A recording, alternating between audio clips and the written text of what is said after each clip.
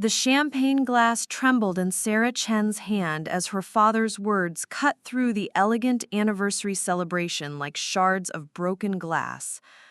Around the opulent ballroom of the Meridian Hotel, 200 guests had fallen into an uncomfortable silence, their conversations dying mid-sentence as Detective Marcus Chen's voice carried across the room with deliberate cruelty. Before we jump back in, tell us where you're tuning in from, and if this story touches you, make sure you're subscribed, because tomorrow, I've saved something extra special for you. You want to know why I never talk about my daughter's accomplishments? Marcus addressed the crowd of police commissioners, city officials, and fellow detectives who had gathered to celebrate his 30 years of service to the Sacramento Police Department. His weathered face bore the satisfied smirk of a man who believed he held all the power in the room. Because she was an accident, a mistake that derailed my career before it even began. 28 years ago, I was set to join the FBI, but then this happened. He gestured dismissively toward Sarah, who stood frozen near the head table, her investigator's badge catching the light from the crystal chandeliers above. The words hit Sarah like a physical blow, each syllable designed to remind her of every childhood conversation where she had begged for his approval, every graduation where he had found an excuse to be elsewhere, every professional milestone he had diminished with faint praise or outright dismissal.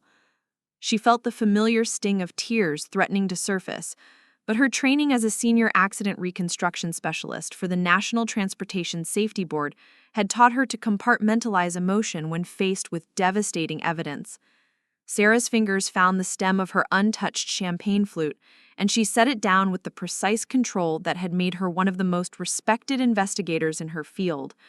The same hands that had pieced together the final moments of countless disasters now folded calmly in front of her designer dress, a black number she had chosen specifically because she knew it would photograph well for the department's newsletter coverage of the event.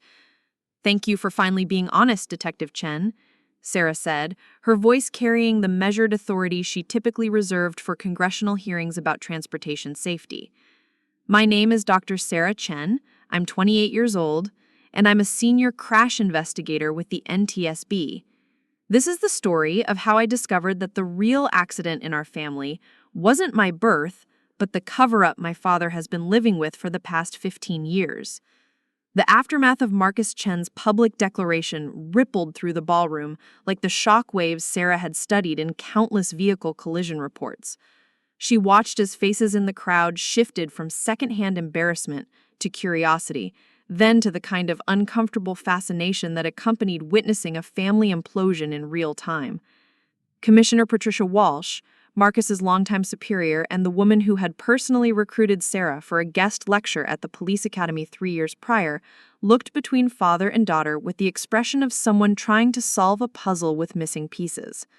Sarah's stepmother, Linda Chen, had gone pale beneath her carefully applied makeup, her fingers clutching her pearl necklace with enough force to threaten the delicate strand. Linda had married Marcus when Sarah was 15, and while their relationship had never been warm, it had been civil. Now Linda's eyes held a recognition that suggested she understood exactly what kind of storm was about to break over their carefully constructed life. "Sarah, honey, maybe we should talk about this privately," Linda whispered, moving closer to the head table where the family had been seated among the evening's honored guests. Her voice carried the desperate quality of someone trying to prevent a natural disaster through sheer force of will. But Sarah had spent her career studying the physics of destruction, understanding how small failures could cascade into catastrophic events when the right pressure was applied to the right structural weakness. She knew that some conversations couldn't be contained once they reached critical mass, and this moment had been building momentum for longer than anyone in the room realized. "No, Linda. Dad chose to make this public.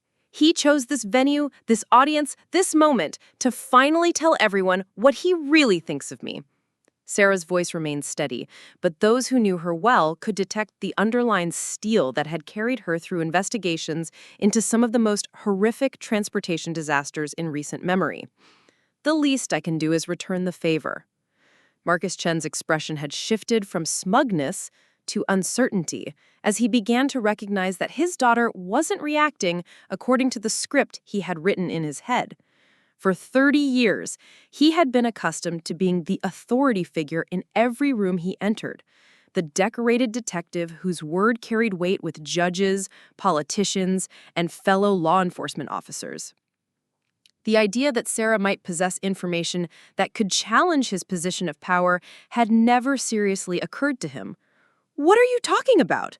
Marcus demanded, his voice carrying the edge of a man who sensed danger but couldn't yet identify its source.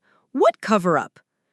Sarah reached into her small evening purse and withdrew her phone, her movements deliberate and controlled.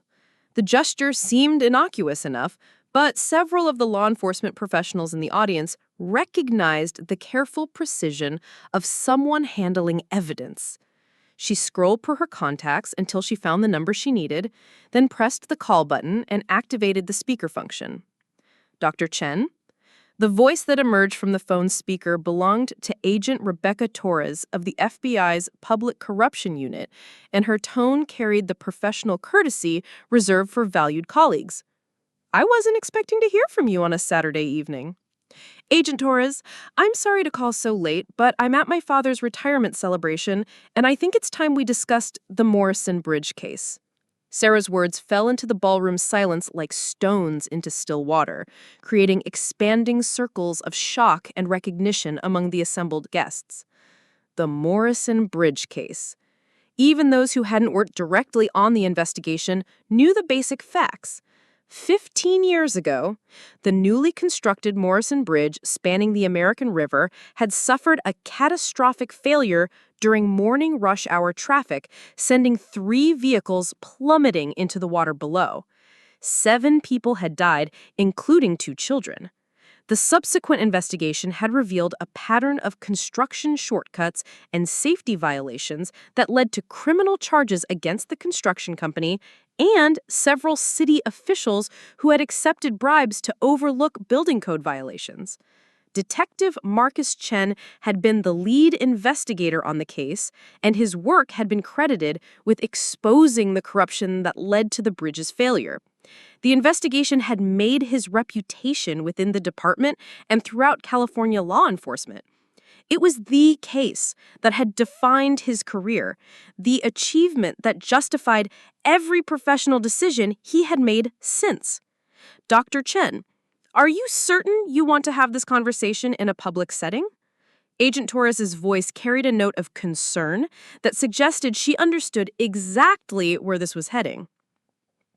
"Agent Torres, my father just publicly declared that I was an accident that ruined his career. I think he's earned the right to learn what kind of accident he actually was." Sarah's eyes never left Marcus's face as she spoke, watching as understanding began to dawn in his expression like the first light of a very dark sunrise. The FBI agent's sigh was audible through the phone speaker. "Very well. Dr. Chen, can you confirm for those present that you were the anonymous tip that initially brought the Morrison Bridge case to federal attention?" "That's correct. In my capacity as a graduate student in structural engineering at UC Davis, Preparing and narrating this story took us a lot of time, so if you are enjoying it, subscribe to our channel. It means a lot to us. Now back to the story. Had been conducting research on bridge design failures when I noticed irregularities in the Morrison Bridge construction photos that had been published in the Sacramento Bee's coverage of the bridge opening ceremony. The concrete pour patterns were inconsistent with the approved blueprints, and the rebar placement appeared to deviate from standard safety specifications. Marcus Chen's face had gone ashen, and his hand reached for the back of his chair as if he needed physical support to process what he was hearing. Around the ballroom, conversations had resumed in urgent whispers as guests tried to piece together the implications of Sarah's revelation. "And, Dr. Chen, can you tell us what happened when you initially brought your concerns to the Sacramento Police Department?" Agent Torres continued, her voice carrying the methodical quality of someone building a case, one fact at a time. "I called the department's tip line and specifically requested to speak with someone about potential safety violations on city infrastructure. I was transferred to Detective Marcus Chen, who was handling construction-related complaints at the time. Sarah paused, letting the weight of her next words settle over the room. I identified myself as Sarah Chen, and when my father realized I was his daughter, he told me to stop wasting police resources on student projects, and hung up on me. The revelation hit the assembled crowd like a secondary explosion, and Sarah watched as the pieces of the puzzle began clicking into place for those who understood the timeline.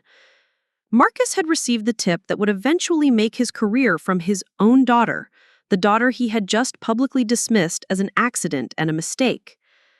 Dr. Chen, what did you do after your father dismissed your concerns?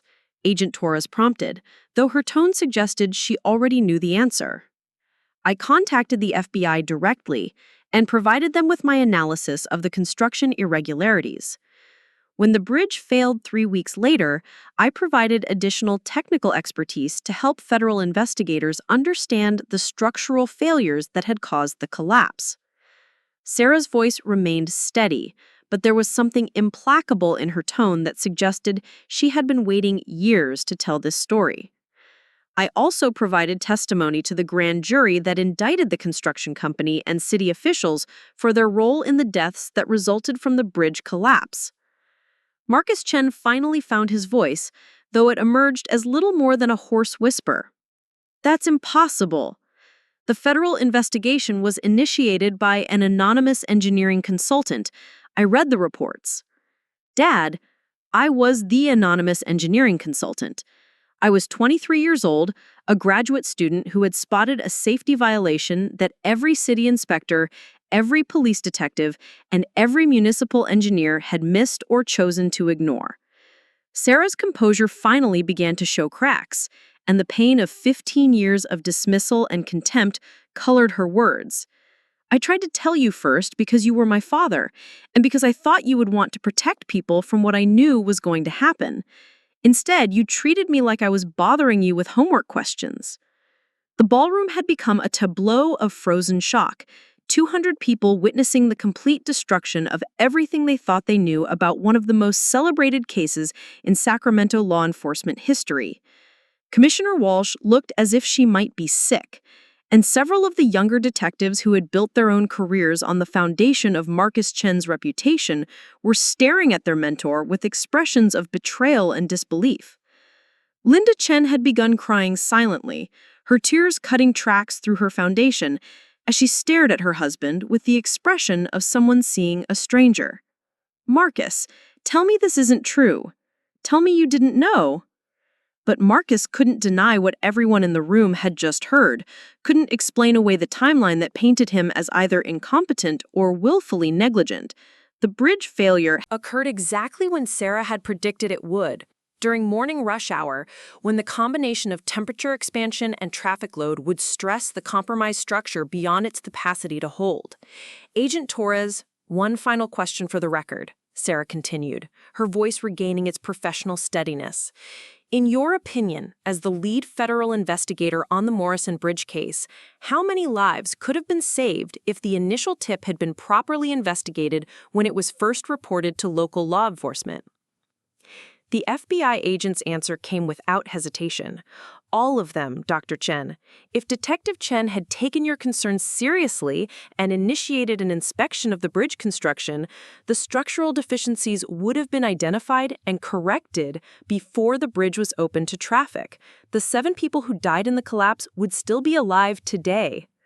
The words hung in the air like an indictment, and Sarah watched as her father's carefully constructed reputation crumbled around him with the inexorable certainty of structural failure.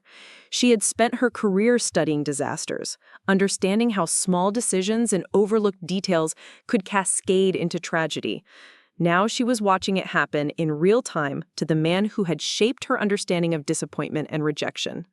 "How long have you known?" Marcus asked, his voice barely audible above the nervous murmur of conversations that had resumed throughout the ballroom. "I've known since the day after the bridge collapsed, when I realized that the engineering report I had submitted to the FBI was identical to the concerns I had tried to share with you 3 weeks earlier. Sarah's phone call with Agent Torres had ended, but she made no move to put the device away. I've known for 15 years that my father's greatest professional achievement was built on his failure to listen to his own daughter. The cruel symmetry of the revelation wasn't lost on anyone in the room. Marcus Chen had built his career on investigating the Morrison Bridge case, receiving commendations and promotions for his thoroughness and dedication to uncovering the truth. He had been praised for his relentless pursuit of the corruption that had caused 7 deaths, lauded as the kind of detective who wouldn't let powerful interests cover up their crimes. But the truth was simpler and more devastating than anyone had imagined. Marcus Chen hadn't been a brilliant investigator who had uncovered a conspiracy. He had been a mediocre detective whose dismissal of his daughter's concerns had enabled the very tragedy he had later been credited with solving. The federal investigation he had piggybacked on for his career advancement had been initiated by the same daughter he had just publicly humiliated as an unwanted accident.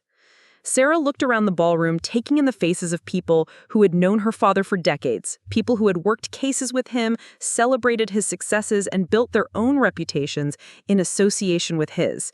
She could see the calculations happening behind their eyes as they processed the implications of what they had just learned. How many other tips had Marcus dismissed? How many other warnings had he ignored? How many other tragedies might have been prevented if he had been the kind of investigator his reputation suggested he was? "Sarah, we should go," Linda whispered, her voice thick with tears and embarrassment. "People are staring." But Sarah wasn't finished. She had spent 15 years watching her father receive praise and recognition for work that had been built on the foundation of her ignored warnings. She had attended award ceremonies where Marcus was honored for his dedication to public safety, while knowing that his negligence had directly contributed to 7 deaths. She had smiled politely through family dinners where he regaled guests with stories of his investigative prowess, while dismissing her own professional achievements as the kind of work that anyone could do with the right education. No, Linda, people should stare. Know what kind of man they've been celebrating for the past 30 years. Sarah's voice carried across the ballroom with the authority of someone who had testified before Congress, someone who had explained complex technical failures to grieving families, someone who had built a career on telling difficult truths, regardless of who wanted to hear them. She turned to address the crowd directly, her training as an expert witness taking over as she organized her thoughts with the precision of someone building an unassailable case. Ladies and gentlemen, you came here tonight to honor a man you believed represented the best of law enforcement, someone who fought corruption, who protected the innocent, who pursued justice regardless of the personal cost. I'm here to tell you that the man you've been honoring is a fiction. Marcus had slumped into his chair, the fight gone out of him as completely as air from a punctured tire. The recognition of his total defeat was written across his face, and Sarah felt a moment of something that might have been pity if it hadn't been overwhelmed by 15 years of accumulated resentment. My father didn't solve the Morrison Bridge case through brilliant detective work. He solved it because the FBI handed him a completed investigation that had been initiated by the same daughter he had refused to listen to. He didn't uncover corruption through tireless investigation. He followed leads that had been developed by federal agents who had done the actual work of building a case against the construction company and city officials. The crowd was listening with the rapt attention typically reserved for disaster footage, unable to look away from the complete destruction of everything they had believed about one of their most respected colleagues. Several of Marcus's fellow detectives were shaking their heads in disbelief, while others wore expressions of dawning understanding as they remembered cases where Marcus had been less thorough, tips he had dismissed, investigations he had closed prematurely. For 15 years, I have watched my father receive credit for saving lives while knowing that his negligence had cost lives. I have listened to him lecture other officers about the importance of following every lead while knowing that he had ignored the most important lead of his career because it came from his own daughter. I have sat through dinner parties where he criticized federal investigators as grandstanding show-offs while knowing that those same investigators had solved the case that made his reputation. Sarah paused, looking directly at her father for the first time since the confrontation had begun. Marcus met her gaze, and she saw in his eyes the recognition of a man who finally understood the magnitude of his failures. Not just his failure as a detective, but his failure as a father to the daughter who had tried to save lives and had been dismissed as a nuisance. But most of all, I have spent 15 years being told that I was an accident that ruined his career, when the truth is that his career was built on a different kind of accident. The accident of a lazy detective who got lucky when federal investigators did his job for him. The accident of a man who received credit for other people's work while treating his own daughter like an embarrassment. The ballroom had become completely silent again, 200 people processing the complete destruction of a reputation that had taken 30 years to build. Sarah could see Commissioner Walsh calculating the political implications of having one of her most celebrated detectives exposed as a fraud. She could see Marcus's colleagues wondering how many of their own cases might be called into question by association. She could see Linda Chen realizing that her marriage had been built on a foundation of lies and self-deception. But most of all, she could see her father finally understanding what it felt like to be dismissed, to be treated as worthless, to have his value as a person reduced to nothing more than an inconvenient mistake. For the first time in her life, Marcus Chen was experiencing the kind of humiliation he had inflicted on his daughter. For 28 years, and Sarah discovered that revenge, when properly executed, tasted exactly like justice. The silence in the ballroom stretched like a taut wire ready to snap as Sarah Chen watched the color drain from Commissioner Patricia Walsh's face. Walsh had been Marcus's mentor for over 2 decades, the woman who had fast-tracked his promotions and personally recommended him for the Medal of Valor he had received for his work on the Morrison Bridge case. Now she stood frozen at the head table, her champagne glass halfway to her lips, as the implications of Sarah's revelation cascaded through her understanding like dominoes falling in perfect sequence. "Agent Torres," Sarah continued into her phone, her voice carrying the measured precision she had developed through years of delivering devastating testimony in congressional hearings, "would you mind clarifying for everyone present what role Detective Marcus Chen actually played in the federal investigation of the Morrison Bridge collapse?" The FBI agent's response came through the phone's speaker with the clinical detachment of someone reading from an official report. "Detective Chen was assigned as the local liaison to our investigation 3 days after we opened the case. His primary responsibilities involved coordinating with Sacramento PD's traffic division and providing local logistical support. He did not contribute any investigative leads, witness interviews, or evidence analysis to the federal case." Each word landed like a physical blow to Marcus's reputation, and Sarah could see the calculation happening behind Commissioner Walsh's eyes as she mentally reviewed every commendation, every promotion, every public statement she had made about Marcus's investigative abilities. The foundation of his career wasn't just cracking, it was revealing itself to have been an illusion from the very beginning. "Dr. Chen, can you confirm that Detective Chen never acknowledged your initial contribution to the case, even after the investigation concluded?" Agent Torres continued, her voice carrying the weight of official documentation. "That's correct. When the FBI credited an anonymous engineering consultant for providing the initial technical analysis that led to the investigation, my father never corrected the record. He allowed the Sacramento Police Department to claim credit for uncovering the corruption, and he personally accepted awards for investigative excellence while knowing that the breakthrough had come from federal sources he had initially dismissed." The revelation rippled through the assembled crowd like shockwaves through water, and Sarah watched as the carefully constructed social hierarchy of Sacramento law enforcement began to reorganize itself around this new information. Detective Maria Santos, who had worked under Marcus for 8 years, was staring at her mentor with the expression of someone watching a trusted friend remove a mask to reveal a stranger's face. Captain Robert Kim, who had modeled his own investigative approach on Marcus's supposed methodology, looked as if he were questioning every case he had ever worked.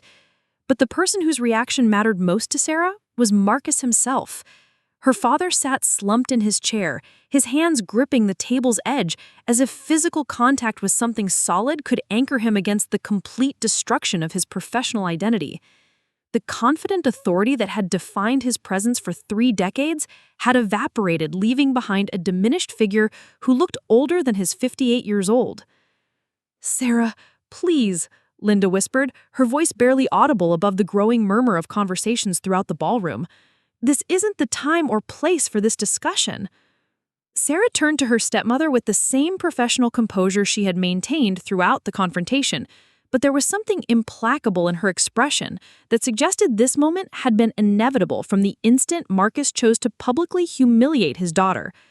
"Linda, my father chose to make our family dysfunction a public spectacle. He chose to stand in front of 200 of his colleagues and declare that my existence was a mistake that ruined his life. If he wanted privacy, he should have kept his opinions private." The logic was unassailable, and Linda's face crumpled as she realized that her husband's cruelty had created the very situation she was now trying to contain.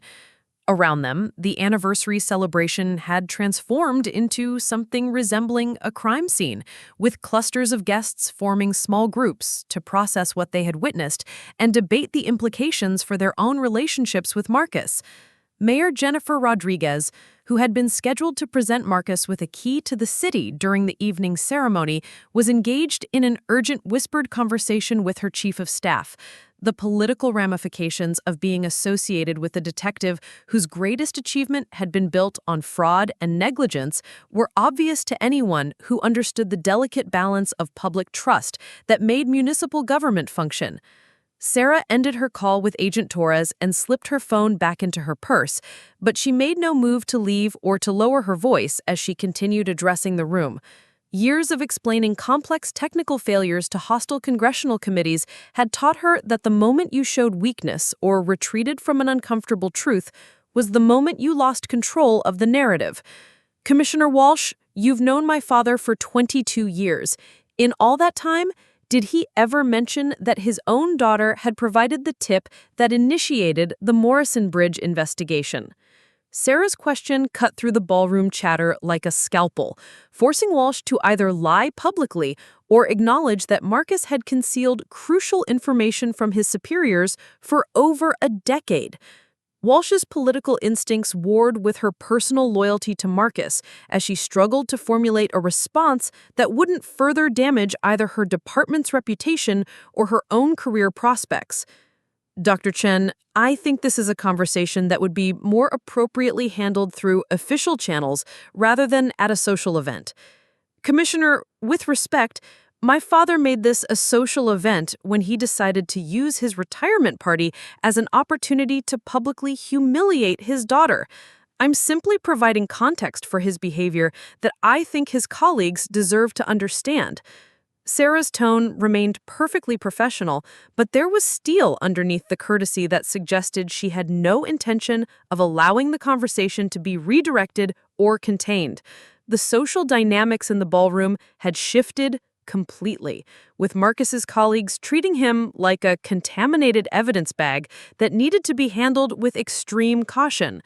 Detective James Wright, who had spent the last 5 years citing Marcus's investigative methods in his own case reports, was backing away from the head table as if proximity to Marcus might somehow taint his own reputation by association. "How long have you been planning this?" Marcus finally spoke, his voice hoarse, with the recognition of total defeat.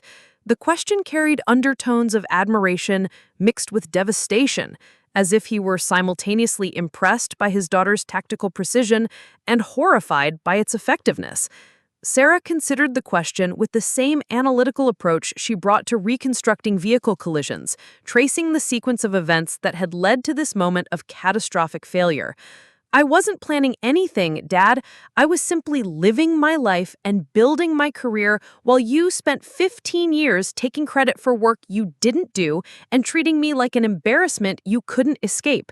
She gestured toward the assembled crowd of law enforcement professionals who had spent the evening celebrating Marcus's achievements.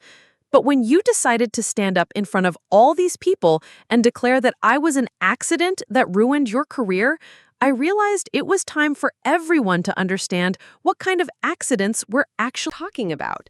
The metaphor wasn't lost on anyone in the room who understood Sarah's professional specialty. She had built her career on investigating accidents, determining their causes, and assigning responsibility for their consequences. Now, she was applying those same analytical skills to the wreckage of her relationship with her father, and the results were devastating for everyone involved. Captain Kim approached the head table with the careful movements of someone navigating a potential explosive device. As the department's internal affairs coordinator, he understood better than most how quickly a situation like this could metastasize into a full-scale corruption investigation that would destroy careers and reputations throughout the entire organization. Marcus, maybe we should step outside and discuss this privately, Kim suggested, his voice carrying the false calm of someone trying to defuse a bomb while surrounded by civilians. But Sarah wasn't finished detonating her carefully placed charges.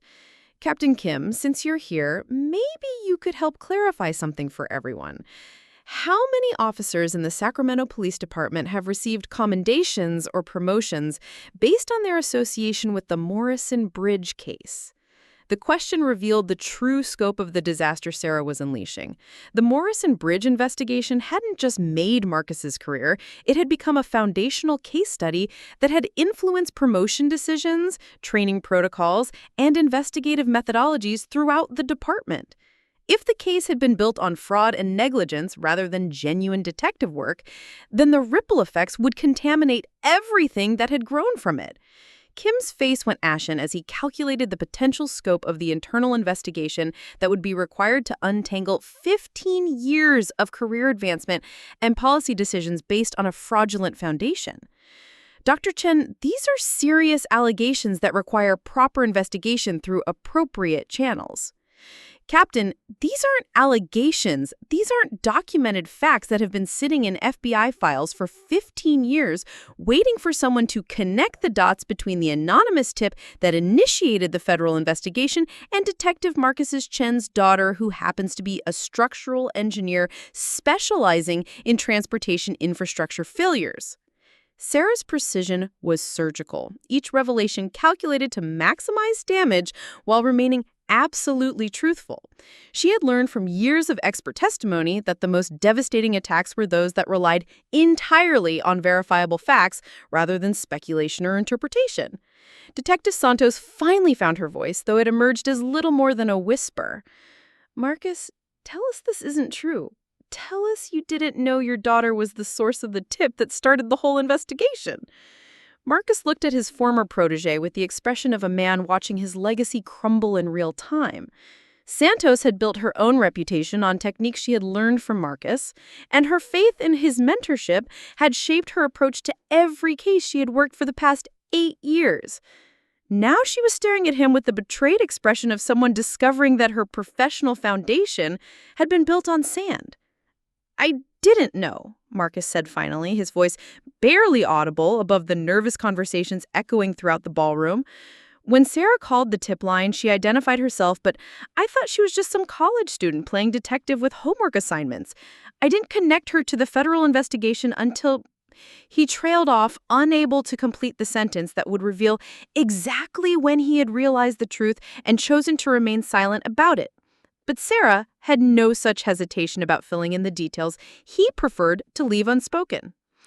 Until the FBI contacted you 3 days after the bridge collapse to request local liaison support for their investigation, and Agent Torres mentioned that their case had been initiated by an anonymous tip. Anonymous tip from a UC Davis graduate student named Sarah Chen.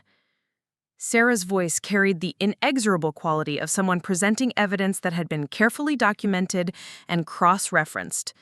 That's when you realized that your daughter had been right about the structural failures and that your dismissal of her concerns had contributed to 7 preventable deaths. The accusation hung in the air like smoke from an explosion, and Sarah watched as the final pieces of her father's reputation disintegrated under the weight of moral culpability that went far beyond professional negligence. Marcus hadn't just failed as a detective. He had failed as a human being who had prioritized his ego over public safety. Commissioner Walsh finally found her voice, though it carried the strained quality of someone trying to maintain official composure while processing information that threatened to destroy everything she had built over 2 decades of police administration. Dr. Chen, if these facts are accurate, then we need to discuss the implications for ongoing cases and departmental procedures that may have been influenced by Detective Chen's involvement in the Morrison Bridge investigation. The bureaucratic language couldn't disguise the magnitude of what Walsh was acknowledging. She was essentially admitting that the Sacramento Police Department's most celebrated case of the past 15 years had been built on fraud, and that the investigative methodologies derived from that case would need to be reviewed and potentially discredited. Sarah nodded with the professional courtesy she reserved for colleagues who were beginning to understand the scope of a disaster they had previously underestimated. Commissioner, I have copies of all relevant FBI documentation regarding my role in the Morrison Bridge investigation, including the original technical analysis I submitted and the timeline of my communications with both local and federal law enforcement. I'm prepared to make those materials available to your Internal Affairs Division.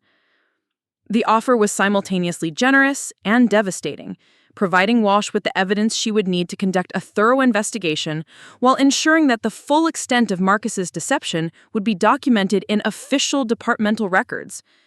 There would be no possibility of quietly containing the scandal or allowing Marcus to retire with his reputation intact. "Sarah, you're destroying your own father," Linda said, tears streaming down her face as she watched her husband's career implode in front of 200 witnesses. "How can you be so cruel?"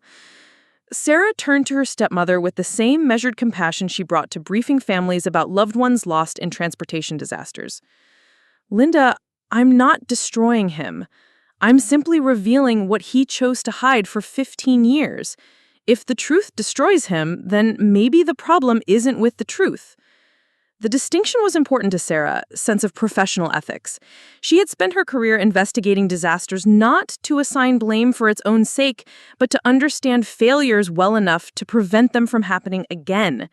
Her father's moral and professional failures were simply another kind of disaster that required investigation and documentation to protect others from similar harm. Mayor Rodriguez approached the head table with the careful diplomacy of a politician who understood that her own reputation was now tied to how she handled the crisis unfolding in front of her. The key to the city she had planned to present to Marcus would obviously never be awarded, but the challenge now was extracting herself from the situation without appearing to endorse or condemn either side of the family conflict. "Dr. Chen, Commissioner Walsh, perhaps we could arrange a more private venue to continue this discussion," Rodriguez suggested, her voice carrying the false optimism of someone hoping to contain a disaster that had already metastasized beyond any possibility of control. But Sarah understood that privacy was the enemy of accountability, and that allowing this conversation to move behind closed doors would inevitably result in damage control rather than genuine reform. "Mayor Rodriguez, my father chose to make his feelings about his daughter public. I think the people who have been celebrating his career deserve to understand what kind of man they've been honoring." The mayor's political instincts warred with her desire to escape association with a scandal that could damage her own career prospects. Rodriguez had built her reputation on supporting law enforcement and celebrating the kind of investigative work that Marcus was supposed to represent. Now she was trapped between acknowledging the fraud or appearing to endorse corruption and negligence. Around the ballroom, the anniversary celebration had completely disintegrated into something resembling a wake for Marcus's reputation. Small groups of officers and city officials were engaged in urgent conversations about the implications of what they had witnessed, while others were already making discreet exits to avoid being photographed or quoted in connection with the scandal. Sarah watched the social dynamics with the same analytical detachment she brought to studying collision patterns, understanding that she was witnessing the real-time destruction of her father's professional network. The people who had built their careers on association with Marcus were now calculating how quickly they could distance themselves from his contaminated reputation. Detective Wright, who had been hoping to use his connection to Marcus to secure a promotion to captain, was already moving toward the exit with the purposeful stride of someone who had never attended the event. Captain Kim was engaged in an intense phone conversation that probably involved scheduling emergency meetings with internal affairs investigators and department lawyers. But the person whose reaction fascinated Sarah the most was Marcus himself. Her father sat in his chair like a man watching his own funeral, observing the destruction of everything he had built over 3 decades of police work. There was something almost peaceful in his expression, as if the weight of maintaining his fraudulent reputation had finally been lifted from his shoulders. "How does it feel?" Sarah asked him, her voice low enough that only Marcus and Linda could hear her clearly. "How does it feel to watch everyone you work with realize that you're not who they thought you were?" Marcus met his daughter's gaze for the first time since the confrontation had begun, and Sarah saw something unexpected in his eyes. Not anger or resentment, but a kind of exhausted relief that suggested he had been carrying the weight of his deception for longer than anyone had realized. "It feels like finally telling the truth," Marcus said quietly, his voice carrying a note of something that might have been gratitude if the circumstances had been different. "I've been living with what I did for 15 years, Sarah. Every award, every commendation, every time someone called me a hero, I knew I was a fraud." The admission was perhaps the most honest thing Marcus had ever said to his daughter, and Sarah felt an unexpected moment of something that might have been sympathy if it hadn't been overwhelmed by 15 years of accumulated resentment and disappointment. "Then why didn't you tell the truth yourself?" Sarah asked, genuinely curious about the psychological mechanisms that had allowed her father to maintain his fraudulent reputation for so long. "Why did you let it go on for 15 years? Marcus considered the question with the careful deliberation of someone who had obviously asked it of himself many times over the years. "Because I was a coward. Because I was afraid of losing everything I had built, even though I knew it wasn't really mine. Because I convinced myself that the ends justified the means, that as long as the corruption was exposed and justice was served, it didn't matter how it happened." The explanation carried the ring of rehearsed self-justification, as if Marcus had been practicing these rationalizations for years, without ever quite believing them himself. Recognize the pattern from her work investigating organizational failures, where individual actors convinced themselves that their personal ethical compromises were acceptable if they served larger institutional goals. "And what about me?" Sarah asked, her voice still quiet but carrying an edge that cut through Marcus's self-serving justifications like a blade through tissue. "What about the daughter who tried to save lives and was told she was wasting police resources? What about the engineer who provided the analysis that made your career, while you treated her like an embarrassment?" Marcus's carefully constructed explanations crumbled in the face of his daughter's direct challenge, and Sarah watched as he finally confronted the personal dimension of his professional failures. He hadn't just stolen credit for federal investigative work, he had stolen credit for his own daughter's life-saving analysis, while simultaneously treating her as if her contributions were worthless. "I was angry," Marcus said finally, his voice barely audible above the background noise of the disintegrating celebration. "I was angry that you were right when I was wrong.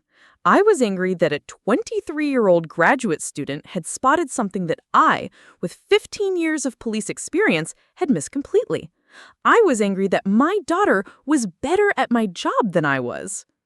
The confession revealed the true psychological foundation of Marcus's 15-year deception.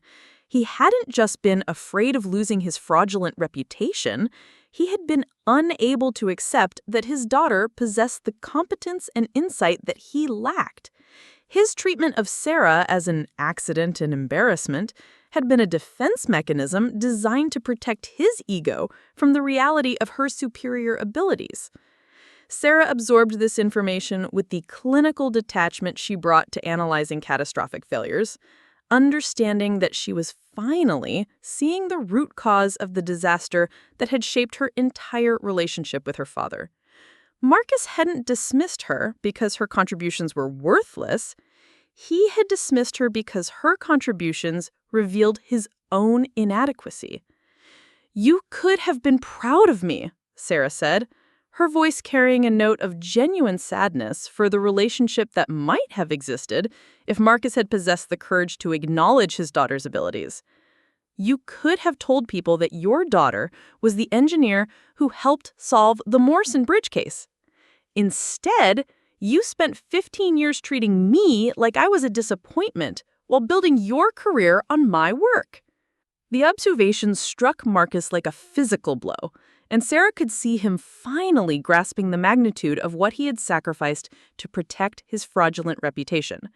He had destroyed his relationship with his daughter, not to hide his incompetence from the world, but to hide it from himself. Commissioner Walsh returned to the head table after concluding an urgent phone conversation with what had probably been the department's legal counsel, and her expression suggested that the implications of the evening's revelations were even worse than anyone had initially realized. "Marcus, I'm going to need you to report to Internal Affairs first thing Monday morning," Walsh said, her voice carrying the official tone she reserved for delivering career-ending news. "We're opening a full investigation into your involvement in the Morrison Bridge case and any other investigations that may have been compromised by similar oversights." The bureaucratic language couldn't disguise the fact that Walsh was essentially announcing the end of Marcus's career and the beginning of a process that would likely result in criminal charges for fraud and perjury. The Morrison Bridge case had involved federal testimony and sworn statements that had apparently been based on stolen credit and concealed information. Sarah felt a moment of unexpected sadness as she watched her father's world collapse completely. She had achieved everything she had set out to accomplish when Marcus had chosen to publicly humiliate her, but the victory felt hollow In ways she hadn't anticipated. Destroying her father's reputation hadn't repaired their relationship or recovered the years of dismissed contributions and emotional neglect. But as she looked around the ballroom at the 200 law enforcement professionals who were processing the revelation that one of their most respected colleagues had built his career on fraud, Sarah understood that this moment was about more than personal revenge. It was about accountability, about the importance of giving credit where it was due, and about the consequences of allowing ego and prejudice to override professional integrity. The accident investigator in her recognized that tonight's confrontation was itself a kind of controlled demolition, a carefully planned destruction designed to clear away the foundation of lies and fraud that had supported her father's reputation for 15 years.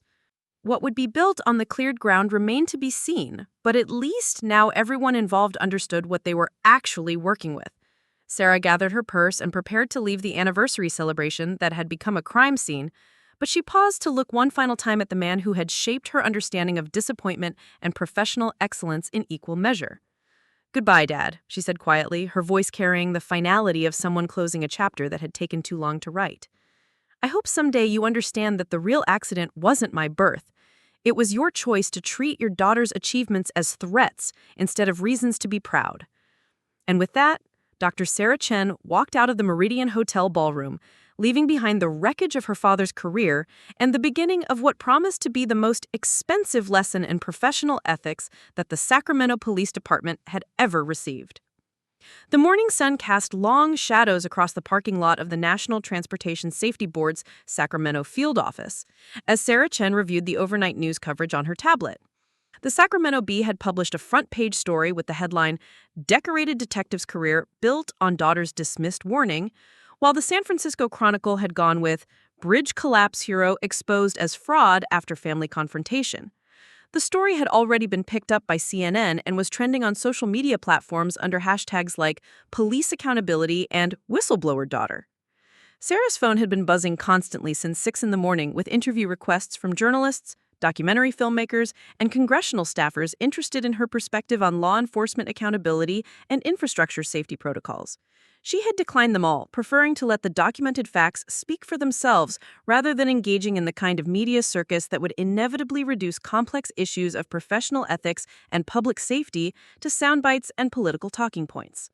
Dr. Elena Vasquez, Sarah's supervisor and the regional director of the NTSB's Western operations, emerged from the building with 2 cups of coffee and the expression of someone who had spent several hours fielding calls from federal administrators, congressional oversight committees, and Justice Department investigators. Elena had worked with Sarah for 8 years and understood better than most how methodically thorough Sarah's approach to investigation could be when she set her mind to exposing institutional failures. "The FBI wants to interview you officially about the Morrison Bridge case," Elena said, handing Sarah one of the coffee cups. "Agent Torres called me at 5:30 this morning to schedule a formal debriefing about your role in the original investigation and any subsequent communications you may have had with Sacramento PD." Sarah accepted the coffee gratefully, using the warm ceramic to ground herself as she processed the implications of federal attention to what had started as a personal family confrontation. Are we talking about a routine interview or something Significant? Torres mentioned that the Justice Department's Public Integrity section is opening a formal investigation into potential fraud and civil rights violations related to the Morrison Bridge case. Apparently, your father's acceptance of federal awards and commendations for work he didn't actually perform may constitute wire fraud, and his failure to disclose material information during his sworn testimony to the grand jury could be prosecuted as perjury. The clinical language couldn't disguise the fact that Marcus Chan was facing the possibility of federal criminal charges that could result in decades in prison. Sarah felt an unexpected pang of something that might have been guilt if it hadn't been overwhelmed by the recognition that her father's legal troubles were entirely self-inflicted consequences of choices he had made repeatedly over 15 years. "Elena, I need you to understand that I didn't set out to destroy my father's career. I was responding to a public humiliation with factual information that I thought people deserved to know." Sarah's voice carried the precise articulation she used when providing congressional testimony, making it clear that she had considered the ethical implications of her actions and remained comfortable with the choices she had made. Elena nodded with the understanding of someone who had spent decades navigating the complex intersection of technical expertise and political accountability. "Sarah, nobody's questioning your professionalism or your motivations, but we need to be prepared for the fact that this case is going to become a national conversation about police accountability, infrastructure safety, and the treatment of whistleblowers. You're going to be at the center of that conversation, whether you want to be or not." The prediction proved accurate sooner than either of them had anticipated. Sarah's phone buzzed with an incoming call from Congressman Michael Patterson, the chairman of the House Transportation and Infrastructure Committee and a longtime advocate for strengthening federal oversight of local transportation safety protocols. Patterson had built his political career on investigating infrastructure failures and holding government officials accountable for preventable disasters. "Dr. Chen, I hope you'll forgive the early call, but I wanted to reach out personally to commend you for your courage in speaking truth to power last night." Patterson's voice carried the practiced sincerity of a politician who understood the value of being associated with the right side of a developing scandal. "I'm wondering if you might consider testifying before our committee about the systemic failures that allowed the Morrison Bridge tragedy to occur and the importance of protecting infrastructure whistleblowers from retaliation." Sarah found herself in the unusual position of being courted by politicians who wanted to use her family's dysfunction as a platform for advancing their own policy agendas. The irony wasn't lost on her that Marcus's fraudulent career had been built on taking credit for other people's work, while now politicians were trying to take credit for her willingness to expose that fraud.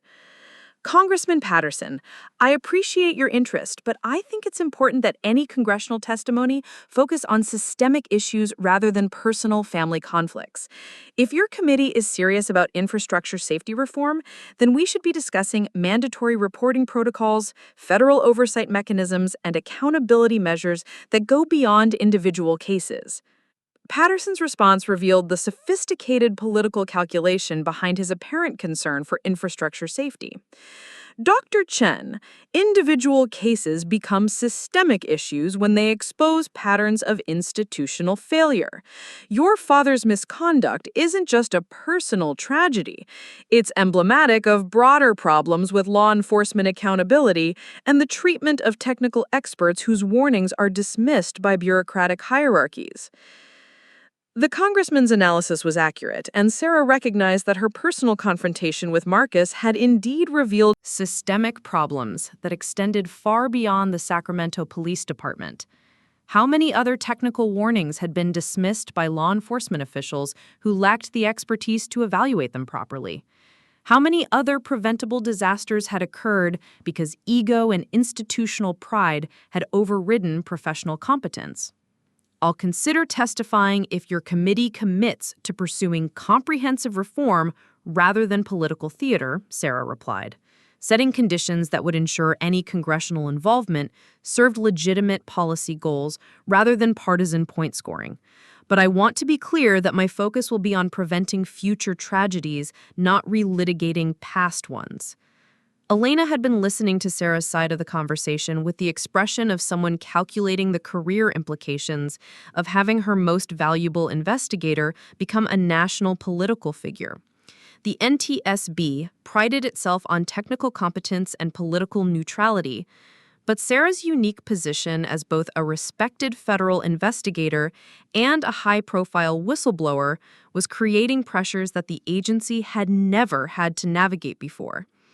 Sarah, we need to discuss how you want to handle the media attention this is generating, Elena said after Sarah had concluded her call with Congressman Patterson. The Today Show wants you for a live interview tomorrow morning, and 60 Minutes is requesting access for a longer feature story about infrastructure safety and family dynamics in law enforcement. The prospect of becoming a media personality held no appeal for Sarah, who had always preferred the methodical process of technical investigation to the performative demands of public advocacy. But she understood that her silence could be interpreted as abandoning the principles she had articulated so forcefully at her father's retirement celebration. I'll do the congressional testimony if Patterson's committee demonstrates genuine commitment to reform legislation, but I'm not interested in becoming a media figure or allowing this story to be reduced to entertainment about family dysfunction. Sarah's conditions reflected her understanding that sustained institutional change required political engagement, but that such engagement needed to be strategic rather than reactive. Her phone buzzed again, this time with a text message from Quinn Patterson, one of her former colleagues at UC Davis, who had gone on to work for the Federal Highway Administration. Quinn had apparently seen the news coverage and wanted to share information that could significantly complicate the narrative that was developing around the Morrison Bridge case. Sarah, I've been following the news about your father and the Morrison Bridge investigation. There's something you need to know about the federal response to your original tip. I have documentation showing that the FHA had received similar warnings about bridge construction irregularities from 2 other sources in the months before you contacted the FBI. Your tip wasn't the only one, but it was the most technically detailed and actionable. Can we talk? The message revealed a dimension of the Morrison Bridge case that Sarah hadn't previously understood, and she felt a familiar surge of investigatory curiosity about the larger pattern of ignored warnings and institutional failures that had contributed to the tragedy. If federal agencies had been receiving multiple warnings about construction irregularities, then the disaster represented an even more significant systemic failure than anyone had realized. Elena noticed the change in Sarah's expression as she processed the implications of Quinn's message. What is it? It looks like the Morrison Bridge case may be more complicated than we thought. There were apparently multiple warnings about construction problems that were ignored or inadequately investigated by various agencies. My father's negligence was part of a larger pattern of institutional failure that extends beyond local law enforcement. The revelation transformed Sarah's understanding of her role in the developing scandal. Instead of being the lone Whistleblower whose warnings had been dismissed by an incompetent detective, she was apparently one of several experts whose concerns had been systematically ignored by multiple agencies at different levels of government. The implications for accountability and reform were staggering. Elena's expression shifted to the focused intensity she reserved for major investigations that could reshape federal policy. Sarah, if that's accurate, then we're looking at a multi-agency failure that goes to the heart of how federal and local authorities coordinate on infrastructure safety. This isn't just about your father anymore, it's about fundamental problems with how technical expertise is integrated into public safety decisions. The scope of the potential investigation was becoming clear, and Sarah understood that her personal confrontation with Marcus had accidentally uncovered evidence of systemic failures that could implicate dozens of officials across multiple agencies.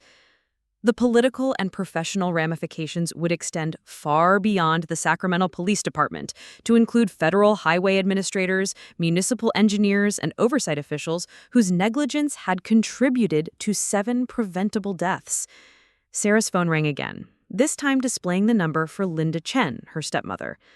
Linda had been calling regularly since the previous evening, alternating between tearful requests for family reconciliation and angry accusations that Sarah was destroying lives for personal revenge. Sarah had been declining the calls, but something about Linda's persistent efforts suggested genuine distress rather than mere damage control. Linda, I know this is difficult, but I need you to understand that I didn't create the situation, I responded to it. Sarah's voice carried the patient tone she used when explaining complex technical failures to family members of disaster victims, recognizing that Linda was processing her own version of catastrophic loss. Sarah, your father spent the entire night crying. He's been sitting in his study, looking at photo albums from when you were little, talking about how proud he actually was of your achievements and how terrified he was that you were smarter than he would ever be. Linda's voice was thick with tears and exhaustion, and Sarah could hear the genuine anguish of someone watching a 30-year marriage disintegrate in real time. The image of Marcus reviewing childhood photographs while confronting the magnitude of his failures carried unexpected emotional weight, and Sarah felt a moment of sympathy for the man who had shaped her understanding of disappointment and professional excellence. But sympathy couldn't erase 15 years of dismissal and contempt, and it couldn't resurrect the lives that had been lost because of his negligence. Linda, I'm sorry that Dad is hurting, but his pain doesn't change the facts about what he did or failed to do. 7 people died because he dismissed a warning that could have prevented the Morrison Bridge collapse. That's not something that can be fixed with family reconciliation or personal apologies. Linda's response revealed the depth of her own investment in the narrative that Marcus had constructed around his career and their marriage. But Sarah, he's a good man who made mistakes. He devoted his life to protecting people and solving crimes. Doesn't that count for something? The question struck at the heart of Sarah's professional philosophy about accountability and institutional reform. Individual character and good intentions couldn't override documented failures that had resulted in preventable tragedies. The most dangerous officials were often those who genuinely believed they were serving the public good while systematically ignoring evidence that contradicted their assumptions. Linda, good intentions don't justify bad outcomes. Dad may have meant well, but his negligence contributed to a preventable disaster that killed 7 people, including 2 children. The families of those victims deserve accountability, not excuses about character and intentions. Her professional investigations, but she could hear Linda processing the implications with the growing understanding of someone who is beginning to recognize the magnitude of Marcus's failures. The comfortable narrative of a dedicated public servant who had devoted his career to protecting people was crumbling under the weight of evidence that he had actually enabled preventable tragedies through negligence and fraud. "What happens now?" Linda asked, her voice carrying the defeated tone of someone who understood that their previous life had ended permanently and irreversibly. Now Dad faces the consequences of choices he made repeatedly over 15 years. The FBI will complete their investigation, Internal Affairs will review his entire career for similar patterns of negligence, and federal prosecutors will decide whether to pursue criminal charges for fraud and perjury.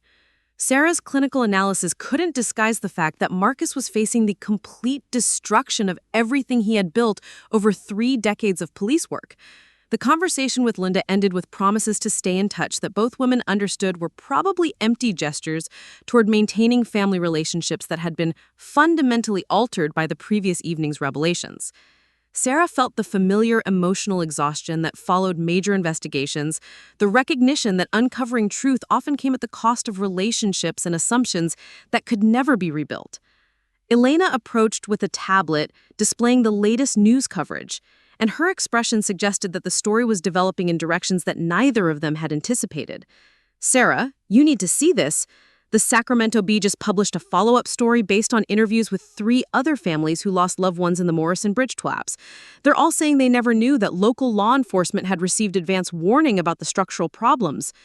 The article revealed the human dimension of Marcus's failures in ways that transformed the story from a family conflict about professional recognition to a tragedy about preventable deaths and institutional accountability.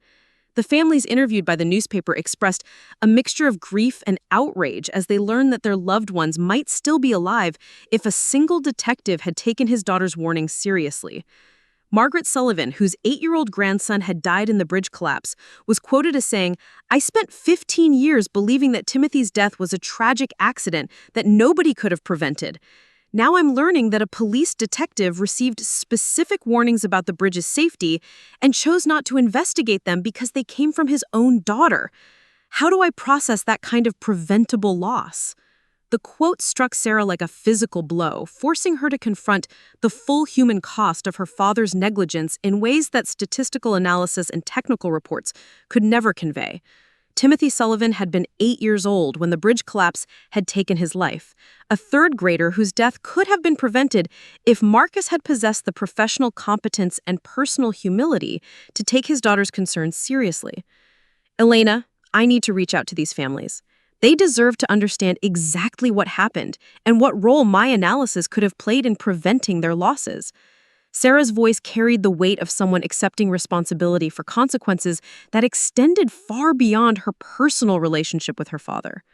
But Elena recognized the emotional and legal complexities of such direct contact with victims' families.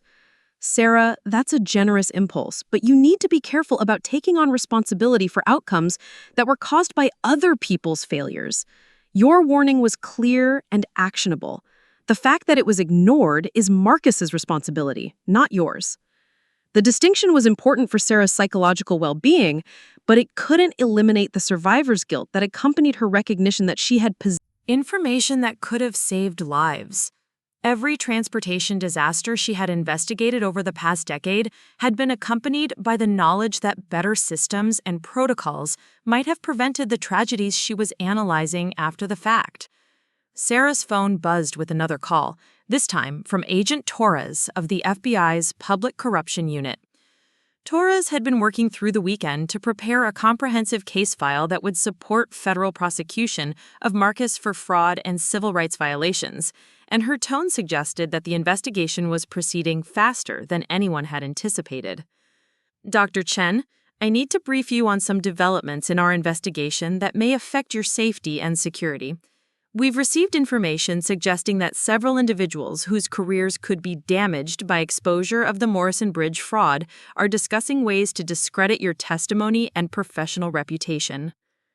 The warning revealed a dimension of the scandal that Sarah hadn't previously considered, and she felt a chill of recognition as she understood that powerful people whose careers had been built on association with Marcus's fraudulent reputation might view her as a threat that needed to be neutralized. "Agent Torres, are we talking about professional retaliation or something more serious?" Sarah's training and threat assessment kicked in as she calculated the potential risks associated with having exposed a network of corruption and negligence that extended throughout law enforcement and municipal government. "We're taking all necessary precautions, but I want you to be aware that several of your father's colleagues and political allies are exploring options for challenging your credibility and motivations. They're arguing that your actions represent personal revenge rather than legitimate whistleblowing, and they're looking for ways to characterize you as an unstable individual with a grudge against law enforcement. The predictable nature of the attack didn't reduce its potential effectiveness, and Sarah understood that discrediting her character and motivations was the only viable defense available to people whose careers had been built on Marcus's fraudulent reputation. If they could convince investigators and journalists that her revelations were motivated by personal animus rather than professional ethics, they might be able to contain the damage to their own positions. Agent Torres, I have 15 years of documentation regarding my attempts to maintain a professional relationship with my father, despite his treatment of me as an embarrassment and disappointment. I also have contemporaneous records of my communications with federal investigators during the original Morrison Bridge case. Anyone who wants to challenge my credibility will have to contend with an extensive paper trail that supports everything I've said. Sarah's systematic approach to documentation reflected her understanding that credibility in high-stakes investigations depended on verifiable evidence rather than personal testimony. She had learned early in her career that powerful interests would always attack the messenger when they couldn't challenge the message, and she had prepared accordingly. The FBI agent's response suggested that federal investigators understood the political dimensions of the case and were prepared to protect their key witness from retaliation by corrupt officials.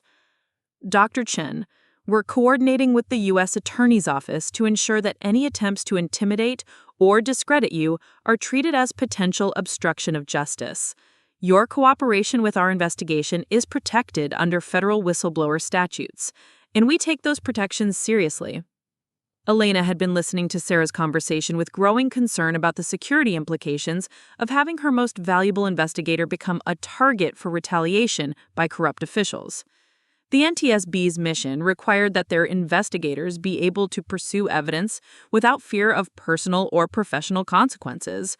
But Sarah's unique position was creating unprecedented challenges for the agency's Ability to protect its personnel. Sarah, I think we need to discuss temporarily reassigning you to our Washington headquarters until this investigation is complete. The political pressure and security concerns are going to make it difficult for you to conduct normal fieldwork, and we have several major cases that could benefit from your analytical expertise in a more controlled environment. The offer represented both protection and exile, and Sarah understood that accepting Elena's suggestion would remove her from the immediate consequences of her confrontation with Marcus, while potentially limiting her ability to influence the broader reforms that could emerge from the scandal. The choice between personal security and public accountability was familiar territory for someone who had spent her career investigating institutional failures. Elena, I appreciate the concern, but I think it's important that I remain available for congressional testimony and media interviews if they can advance meaningful reform. Running away to Washington would send the wrong message about the importance of standing behind your professional convictions when they're challenged by powerful interests. Sarah's decision reflected her understanding that credibility in public advocacy required a willingness to accept personal risk in service of larger principles. If she disappeared from public view at the first sign of retaliation, her critics would use her apparent fear as evidence that her accusations were motivated by personal rather than professional concerns. Her phone rang again, this time displaying a number she didn't recognize, but which caller ID indicated was from the Sacramento Police Department. Sarah hesitated, knowing that any contact with Marcus's colleagues could be an attempt to gather information that might be used against her in the developing investigation. Dr. Chen, this is Detective Maria Santos. I worked under your father for 8 years, and I need to talk to you about something that could be important for the federal investigation. Santos's voice carried the strained quality of someone struggling with divided loyalties and professional obligations. Sarah recognized Santos as one of Marcus's former protégés who had been present at the retirement celebration, and she remembered the detective's expression of betrayed shock as the truth about the Morrison Bridge case had been revealed. Santos represented the human cost of Marcus's fraud among the law enforcement professionals who had built their careers on techniques and principles they had learned from a fundamentally dishonest mentor. Detective Santos, I'm willing to listen, but I need you to understand that anything you tell me may become part of the federal investigation if it's relevant to establishing patterns of misconduct or negligence. Santos's response revealed the depth of her disillusionment with the man she had viewed as a professional role model. Dr. Chen, I've been reviewing cases I worked with your father over the past 8 years, and I'm finding patterns of dismissed complaints and ignored evidence that suggest his negligence with the Morrison Bridge case wasn't an isolated incident. I think there may be other families who deserve to know that their cases were mishandled. The revelation confirmed Sarah's suspicions that Marcus's professional failures extended far beyond his dismissal of her bridge safety warnings, and she felt the familiar surge of investigative energy that accompanied the discovery of systemic problems that required comprehensive analysis and reform. Detective Santos, that information needs to go directly to the FBI and internal affairs investigators who are reviewing my father's entire career. But I want you to know that I appreciate your courage in coming forward with information that reflects poorly on someone who mentored you. Principle over convenience, in ways that suggested genuine commitment to justice rather than institutional protection. Dr. Chen, I need you to understand that there are a lot of good people in this department who feel sick about what your father did and how he treated you. We're not all like him, and we don't want his failures to define our profession or our commitment to serving the public. Sarah felt an unexpected moment of optimism as she recognized that Marcus's exposure was creating opportunities for genuine reform rather than merely destroying individual careers. Detective Santos, I hope you're right about there being good people who want to do better. If this scandal can lead to improvements in how law enforcement handles technical expertise and civilian warnings, then maybe something positive can come from a very painful situation.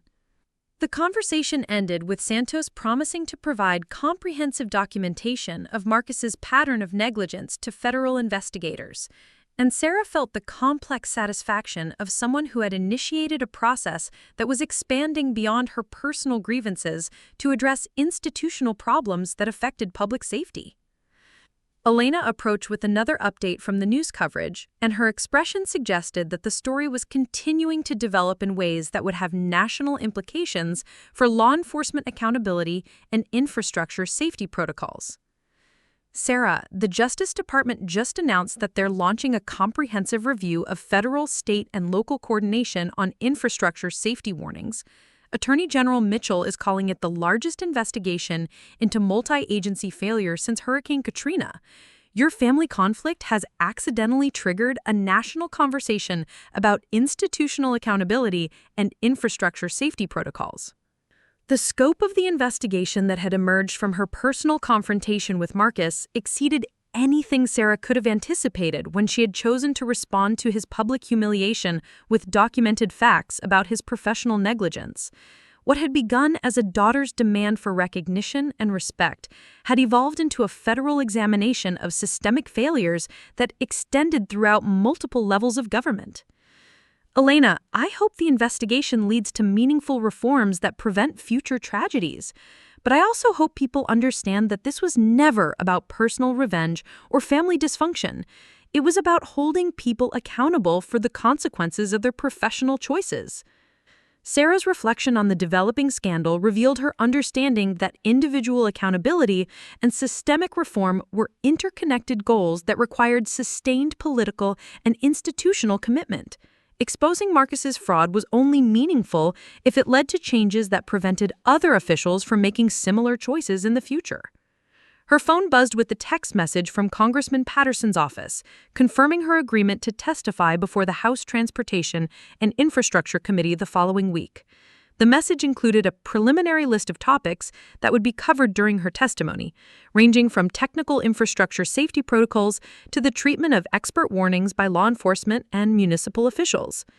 As Sarah reviewed the committee's questions, she understood that her testimony would require her to move beyond her personal experience with Marcus to address broader questions about institutional accountability and professional ethics. The challenge would be maintaining focus on systemic reforms while acknowledging the personal dimension of her story that had captured public attention. The morning sun had climbed higher in the sky, and Sarah could see media vans arriving. Journalists prepared for another day of coverage about the expanding investigation. She felt the familiar weight of responsibility that accompanied being at the center of a story that would ultimately affect thousands of people whose safety depended on the integrity of infrastructure oversight systems. Elena noticed Sarah's contemplation of the assembled media and understood the psychological pressure of being transformed from a private investigator into a public figure whose every statement would be analyzed for political and policy implications. Sarah, are you ready for what comes next? This investigation is going to continue for months, and you're going to be expected to serve as both a technical expert and a symbol of accountability. That's a lot of pressure for anyone to handle. Sarah considered Elena's question with the same analytical approach she brought to investigating complex disasters, understanding that her role in the developing scandal would require sustained engagement with political and media processes that were far removed from her preferred focus on technical analysis. Elena, I think I'm ready because I understand that this is bigger than my relationship with my father or even the Morrison Bridge case. If federal investigators can use the scandal to improve how technical warnings are handled by law enforcement and municipal officials, then the personal cost will have been worthwhile. The commitment reflected Sarah's understanding that meaningful change required individual sacrifice in service of collective improvement, and that her willingness to expose her father's fraud had created opportunities for reforms that could prevent future tragedies. As Sarah prepared to face another day of media attention and federal investigation, she reflected on the unexpected trajectory that had brought her from a humiliating family dinner to the center of a national conversation about institutional accountability. The accident that her father had always claimed she represented had ultimately become the catalyst for exposing the real accident, the systematic negligence and fraud that had cost lives and corrupted public trust in government institutions designed to protect citizens' safety. The irony wasn't lost on her that Marcus Chen, who had spent 15 years calling his daughter an accident that had ruined his career, was now facing the consequences of the actual accident, his own choice to prioritize ego over public safety and personal recognition over professional integrity. Up next, you've got 2 more standout stories right on your screen. If this one hit the mark, you won't want to pass these up. Just click and check them out.